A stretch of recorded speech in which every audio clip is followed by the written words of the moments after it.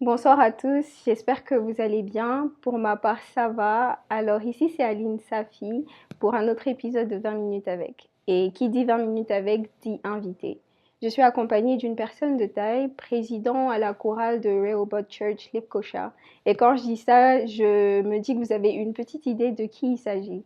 Aussi, c'est un artiste de Warrior Gospel qui est au cœur de plusieurs titres notamment Bolingo, Accès, Confiance, c'est un autre qui arrive dont il va nous parler lui-même, mais aussi c'est un licencié, oui, parce que les personnes que nous accueillons sont des personnes qui étudient. Il est licencié en Communication, Advertising and Public Relations. So, je vous prie d'accueillir avec moi Monsieur Nathan Marcus NM13. Bonsoir Monsieur. Bonsoir, Madame Aline. J'espère que vous allez bien ce Je vais soir. bien, merci et vous-même. Je vais bien, merci. Nous sommes très contents de vous accueillir sur notre plateau ce soir. Je pense vous avoir introduit, mais j'aimerais quand même que vous puissiez nous parler de vous. Alors, dites-nous un peu plus sur vous. Voilà, je suis Nathan Marcus, Mhm. NM13.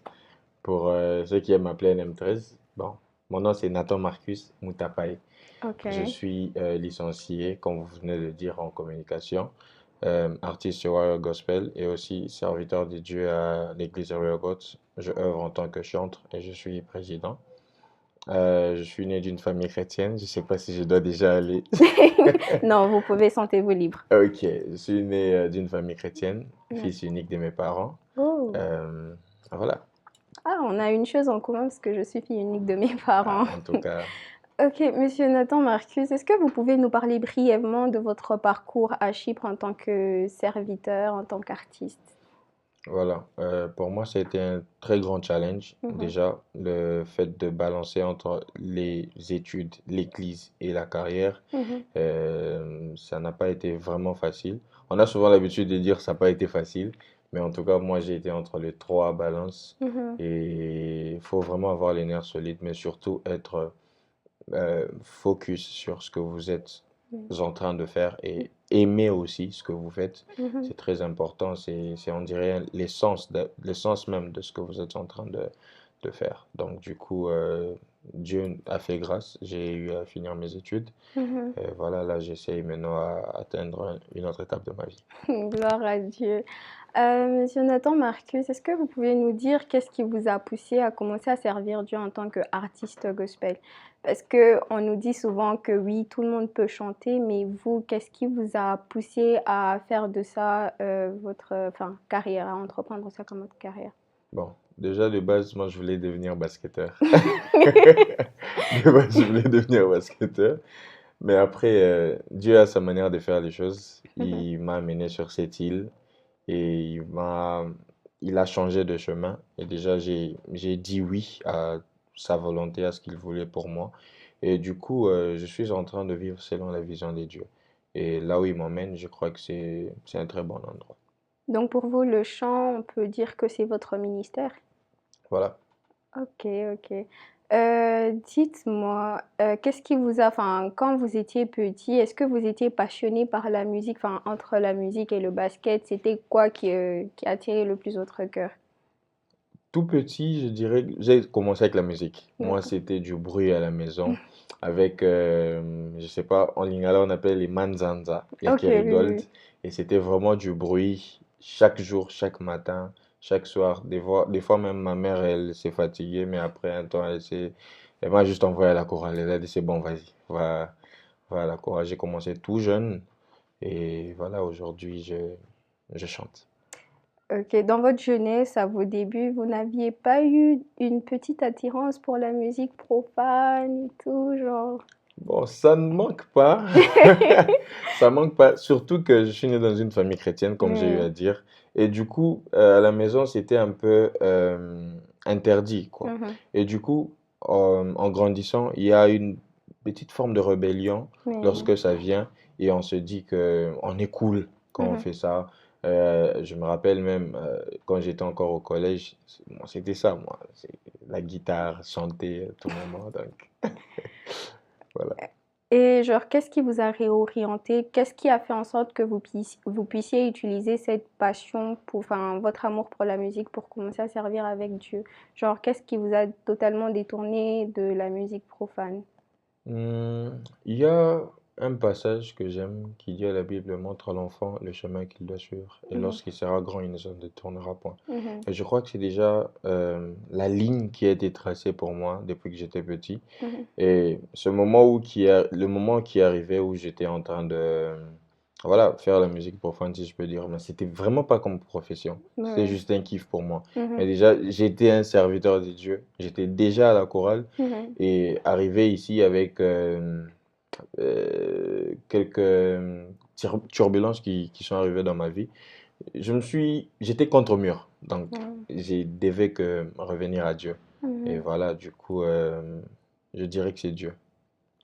D'accord. Vous diriez que la musique pour vous, c'est un don, une passion que vous avez su développer ou un ministère? Voilà, c'est vaste parce Mhm, que c'est un don pour moi déjà, oui, parce mhm, que euh, c'est inné. Pour mhm, moi, la musique, c'est quelque chose d'inné. Ça devient un talent parce que je suis en train de me développer dedans et un mhm, ministère parce que je suis en train de le faire pour Dieu. mhm. Et du coup, la musique pour moi, c'est vraiment en trois dimensions. D'accord. Si je peux me permettre de vous demander, qu'est-ce qui vous aide à rester ferme dans votre foi quand parfois, je sais pas, vous avez des projets qui ne fonctionnent pas comme vous voulez, quand ça se passe pas comme vous souhaitez? Qu'est-ce qui Mhm. vous aide à tenir bon, à rester ferme et à continuer à faire confiance en ce que l'Éternel vous a dit? Très bonne question. Mm, Je me rappelle mm. l'année passée, j'allais tout arrêter avec la musique. Oula. J'ai appelé mon manager et mon producteur. Je leur ai dit, c'est bon, ça donne pas comme je veux, Mhm, j'arrête. Mais après, on a eu à me poser une question. mhm, Qu'est-ce qui te motive? mhm, C'est les chiffres ou c'est les âmes qui doivent être sauvées? mhm, Et au moment où on me pose la question, j'ouvre mes yeux, je me rends compte qu'autour de moi, il y a des gens qui sont bénis par ce que je suis en train de faire. mhm, Et en ce moment, je change de motivation. Je me mhm, dis, si au moins mhm, une ou deux personnes me disent qu'ils sont bénis par ce que je suis en train de faire, mhm, pour moi, c'est bon. mhm. Et voilà. Donc, pour moi, je dirais que les âmes, Les les âmes âmes. me motivent. Oui, hein, après, pour servir, enfin, quand on sert Dieu, on pense d'abord à l'intérêt de Dieu plutôt qu'à notre propre intérêt. Voilà. Du coup, j'aurais quand même une question à vous poser. Votre producteur se trouve ici et je pense que vous allez bientôt vous séparer de lui. Mais comment vous allez continuer à travailler avec lui étant loin? Ben, la musique s'est développée. Mhm. Donc, il suffit d'avoir un micro chez moi à la maison. Donc, les données seront transférées. Et voilà, ça peut se faire à distance. Voilà. Est-ce que vous écrivez vous-même vos propres chants? Oui, j'écris moi-même mes propres chants. Par contre, j'ai eu à travailler sur certaines œuvres Mhm, avec un ami, je dirais un ami d'enfance. mhm, Actuellement, il est au Canada. mhm, Il est en train de faire aussi sa vie. mhm. Donc, au départ, c'était avec lui que je travaillais, mais j'écrivais aussi. Donc, D'accord. voilà. Enfin, quand vous écrivez, qu'est-ce qui vous inspire? Votre propre vie, ce que vous voyez autour, ce que vous expérimentez avec Dieu, enfin, c'est quoi la source de votre inspiration? Hmm. Si je dis Dieu, on dira, bon, et c'est toujours comme ça. Et c'est toujours Dieu. Je dirais euh, déjà mon propre témoignage avec Dieu, Mhm, parce que généralement, je parle plus de ce que je suis en train de vivre avec Dieu. Et mhm. aussi, je dirais la vie quotidienne. Donc, c'est ce monde qui a été créé par Dieu. Et du Mhm. coup, c'est Dieu seulement qui inspire. Ok, du coup, vous avez parlé de votre propre témoignage avec Dieu. Quel est le témoignage, si je puis me permettre, derrière la chanson Confiance? Confiance. Mhm, Confiance, c'est déjà avec le nom, confiance. Je me rappelle mon dernier semestre, mhm, si je peux donner même comme un témoignage. J'espère que ça va motiver quelqu'un à la maison. J'ai eu à avoir 9 cours. Neuf. Ouais, le dernier semestre, j'ai eu à Oui. avoir 9 cours. Et c'était trop pour moi. Parce Mhm, que la filière dans laquelle j'étais, mhm, les relations publiques et publicité, on fait beaucoup de projets. mhm, Et des fois, ça m'arrivait de... Tu dors, tu es en train de rêver du professeur. Tellement tu es vraiment... il y avait vraiment un surménage. mhm, Et je peux dire que À part ça, il y avait aussi j'ai eu à rencontrer des problèmes des frais, j'ai eu Mhm. à rencontrer des problèmes de santé Mhm. qui m'ont vraiment dérangé et ça m'a vraiment troublé. Mais au-delà de tout ça, il y avait un refrain qui est venu dans ma tête. Je me rappelle d'ailleurs, j'étais dans la chambre. Mhm. Ce jour-là, j'étais en train d'étudier, je me rappelle, c'était pour le mi-terme, je préparais le mi-terme. Mhm. Et il y a eu ce refrain qui est venu. Naboya kolela kope sabato raison kolobete. Et du coup, je me suis dit, c'est vrai en plus. Mhm. Quand on passe notre temps à parler des dieux, Oui, il y a des gens autour de nous qui nous regardent. oui. Et des fois, ils se disent que, bon, il parle trop des dieux, mais qu'est-ce qui se passe dans sa vie? Mhm. Imagine, tu es là, tu parles des dieux, mais qu'est-ce que tu vas présenter aux gens des dieux? Et Exactement. si tu passes ton temps à te plaindre, à te lamenter, Mhm. bon, bon, on dira que Dieu, il n'agit pas dans ta vie. Oui. Et du coup, en tant qu'enfant de Dieu, Mhm. nous devons vraiment être confiants.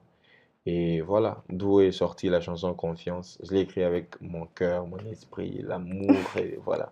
En tout cas, gloire à Dieu. D'ailleurs, je vous conseille d'aller écouter la chanson qui est déjà disponible. Mhm. Euh, Enfin, ça a éveillé un petit peu ma curiosité. Comment vous avez pu manager et gérer votre temps en tant que serviteur à l'église? Parce que j'imagine que vous avez des obligations. En tant qu'artiste, parce que là-bas aussi, vous avez des Mhm. obligations. Et en tant qu'étudiant, comment vous avez pu manager tout ça? C'est l'amour de ce qu'on fait. C'est facile de dire ça, Mhm, mais vous réveillez le matin, allez à la fac, après allez à l'église, après le lendemain, vous devez aller au studio, après il y a examen le lendemain. Et tout ça là, je dis que c'est la motivation, c'est l'amour de ce qu'on fait. mhm, Ça peut paraître facile quand je suis en train de dire, mais mhm, pendant que j'étais en train de vivre ça, c'était vraiment pas facile. mhm, Des fois, j'avais des moments de breakdown. Tu es mhm, là, tu es en train d'étudier, après, tu disparais d'abord de toi-même. mhm. Mais après, la motivation de réussir, la motivation de bien faire les choses, c'est d'ailleurs même ce qui fait en sorte que nous soyons toujours en train de faire cette œuvre. Vous avez parlé de breakdown. Quand on vous regarde de loin, on se dirait pas que non, un homme comme lui, est-ce qu'il peut avoir des moments de breakdown et tout, mais quand on vous approche, on vous connaît de plus près, on Mhm. se rend compte que c'est une réalité qui peut arriver à n'importe qui, c'est Oui, ça. oui. En tant qu'humain, c'est Mhm, normal d'avoir, comment je peux dire, de développer une image mhm. qu'on donne aux autres. Oui. Ah oui, j'ai une question de curiosité. Hmm. Vous, en tant qu'artiste, c'est une question que beaucoup de gens se posent. Genre, vous êtes artiste gospel, vous avez reçu un don de Dieu et tout ça. Pourquoi, quand il faut performer, par exemple, pour faire un concert et tout ça, pourquoi est-ce que vous faites payer les billets étant donné que la Bible le dit, vous avez reçu gratuitement, donné gratuitement? Oui, je dirais, quand on parle de concert, Mhm, c'est différent de quand on parle de peut-être de moments d'adoration, moments de louange et d'adoration. Venez, on va chanter pour le Seigneur. mhm, Mais quand on parle de concert, on voit la performance, on oui, voit les instruments qu'on loue, oui, on voit la billetterie par exemple, mhm, on voit l'équipe organisatrice, on voit les instrumentistes, on voit beaucoup de choses qu'on loue. Et du coup, tout ça là, ça demande de l'argent. exactement. Et voilà pourquoi des fois ça arrive, les concerts c'est payant.